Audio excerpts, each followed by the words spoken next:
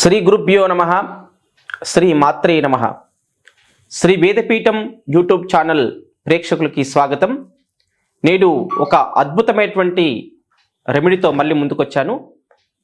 ఈరోజు loan clearance, అప్పులు ఎలా తీరాలి అంటే, సాధారణంగా జాతకరీత్యా కుజుడు బాగలేకపోతే, కుజుడు అనుకూలంగా లేకపోతే గోచారంలో మనకి అప్పులు తీరవు.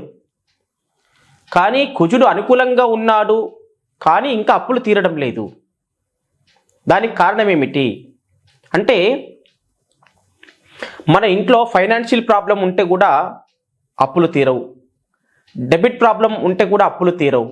అవన్నీ కూడా ఎర్త్ ఎనర్జీలో ప్రాబ్లం ఉంటే అవి తీరవు. అవన్నీ కూడా సక్రమంగా ఉన్నాయి కానీ ఇంకా అప్పులు తీరట్లేదు అంటే, దానికి ఒక బూస్టర్ ఎనర్జీ ఇవ్వడానికి, ఆ శక్తి నిర్మాణం చేయడానికి ఒక అద్భుతమైన యంత్రం ఉంది. ఆ యంత్రమే లోన్ క్లియరెన్స్ యంత్రం. ఈ లోన్ క్లియరెన్స్ యంత్రం ఏంటంటే, మనము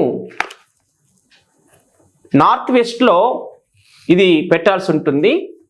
మనము ఆర్ఆ స్కాన్తో చెక్ చేసి నార్త్ వెస్ట్లో ఈ యొక్క యంత్రాన్ని మనము మన గృహంలో కానీ, మన ఆఫీస్లో కానీ, మనం ఎక్కడ నివసిస్తున్నామో ఆ ప్రాంతంలో ఈ లోన్ క్లియర్ యంత్రం, ఈ యొక్క ప్రొటెక్టర్ పెట్టుకోవాలి.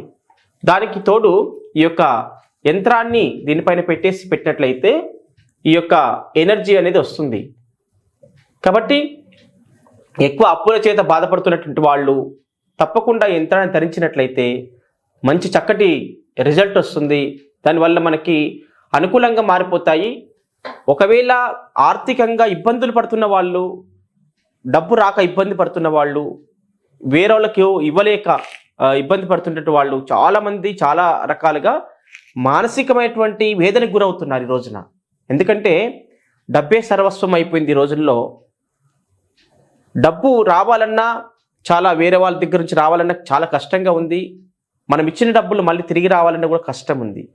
కాబట్టి జాగ్రత్త పడుతూ, ఇది గతంలో చేసినటువంటి తప్పులను మళ్ళీ పునరావృతం కాకుండా మన అప్పులు మనం తీర్చి ప్రశాంతంగా జీవనాన్ని కొనసాగించడానికి ఈ యొక్క యంత్రం ఎంతో దోహదపడుతుంది మనకి.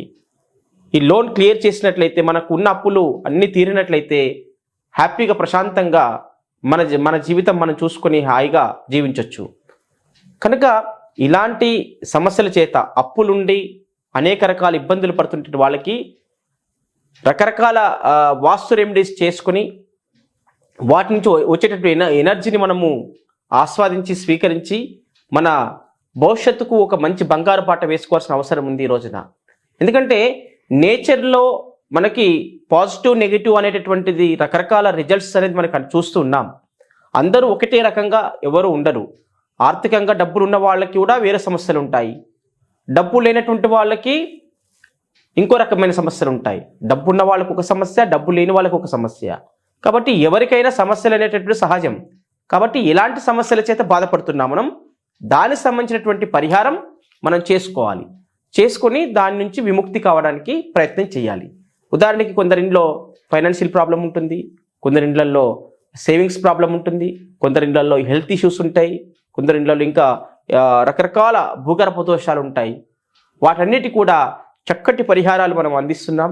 మంచి రిజల్ట్స్ అనేటటువంటిది చాలా అద్భుతంగా వస్తున్నాయి. కనుక ఈ మంచి అవకాశాన్ని అందరూ కూడా అవకాశాన్ని ఉపయోగించుకోవాలి. మనము పడుతున్నటువంటి ఇబ్బందుల నుంచి విముక్తి కావాలని చెప్పేసి మరొకసారి మీతో కోరుకుంటున్నాను. హరి ఓం తత్సత్.